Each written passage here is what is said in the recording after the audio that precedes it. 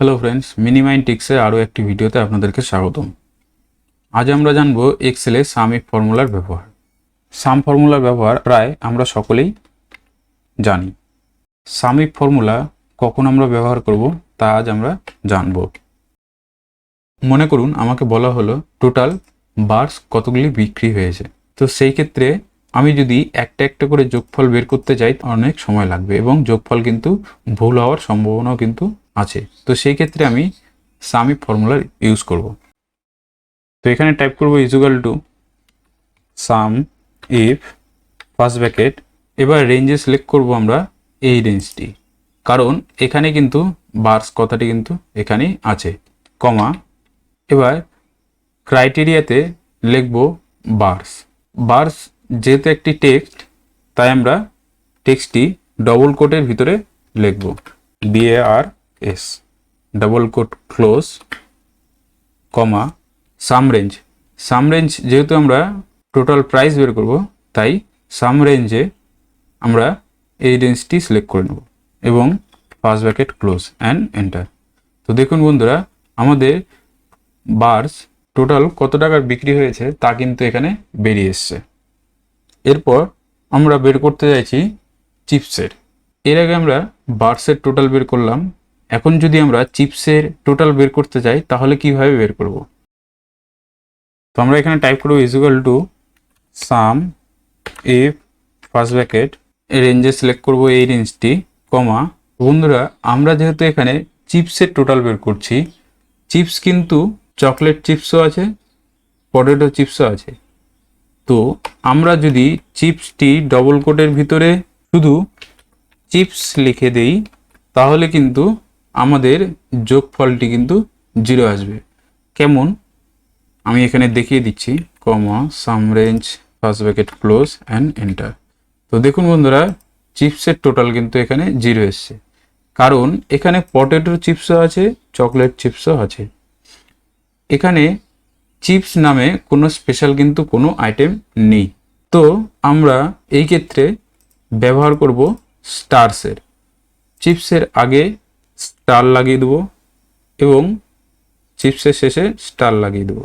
Star লাগার ফলেই Excel বুঝে যাবে যে এখানে চিপস ওয়ার্ডটি কোথায় লেখা আছে।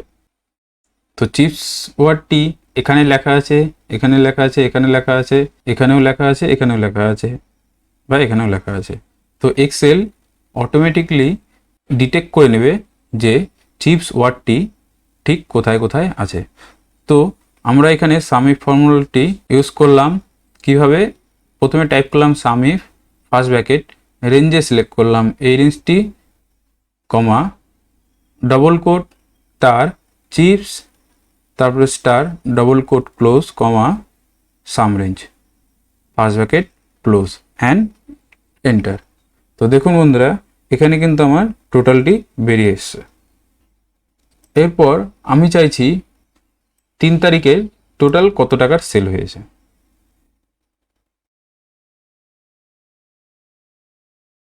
তো ডেটের ক্ষেত্রে আমরা ব্যবহার করব ইকুয়াল টু সামিফ ফার্স্ট ব্র্যাকেট, আমরা রেঞ্জটি সিলেক্ট করে নেব, কমা, ক্রাইটেরিয়াতে আমি এখানে ডবল কোটের ভিতরে ডেটটি টাইপ করব 3 তারিখ, 3/7/2022, double quote close, comma, sum range, bracket close and enter. তো দেখুন বন্ধুরা, আমার কিন্তু 3 তারিখে টোটাল কত টাকা সেল হয়েছে তা কিন্তু এখানে বেরিয়ে এসছে।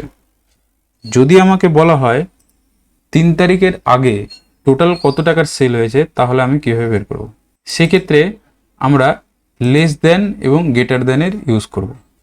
যেহেতু আমরা 3 তারিখের আগের সাম বের করব, সেই জন্য আমরা এখানে ইউজ করব লেস দেন।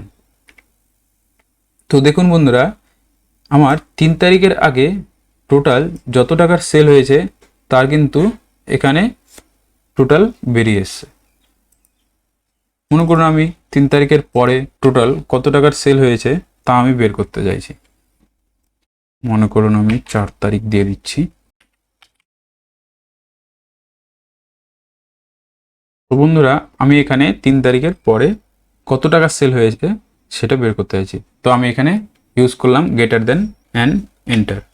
তো দেখুন বন্ধুরা 3 তারিখের পরে 4 তারিখ আমার কিন্তু এখানে শুধুমাত্র 740 টাকা সেল হয়েছে, তার কিন্তু টোটাল এখানে বেরিয়ে এসছে। এরপর মনে করুন আমি 10,203 প্রোডাক্ট আইডিটির টোটাল বের করব।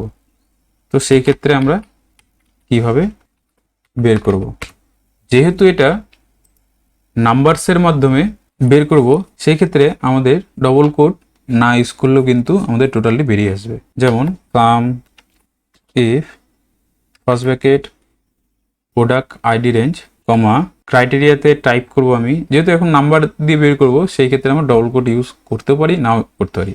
যদি আপনারা করেও থাকেন সেক্ষেত্রেও কোনো অসুবিধা নেই, ঠিকঠাক টোটাল বেরিয়ে আসবে। তো আমি এখানে ডবল কোড ইউজ করছি না। 10302 কমা সাম রেঞ্জে আমরা সিলেক্ট করব। মনে করুন এবার আমরা কোয়ান্টিটি বের করব, তো কোয়ান্টিটি রেঞ্জটি সিলেক্ট করে নিচ্ছি, first bracket close and enter. তো দেখুন বন্ধুরা আমাদের কিন্তু 10,302 এর টোটাল কোয়ান্টিটি কিন্তু বেরিয়ে এসছে এখানে। আশা করছি ঠিকঠাক বুঝতে পেরেছেন। যদি আপনাদের বুঝতে কোনো অসুবিধা হয়ে থাকে তাহলে কমেন্ট বক্সে অবশ্যই জানান, আমি পরের ভিডিওতে অবশ্যই সেই বিষয়ে ডিসকাস করব। ভিডিওটি ভালো লাগলে ভিডিওটি অবশ্যই একটি লাইক করুন। এরকম আরও ফর্মুলা বিস্তারিত জানতে অবশ্যই চ্যানেলটি সাবস্ক্রাইব করে রাখুন। ধন্যবাদ।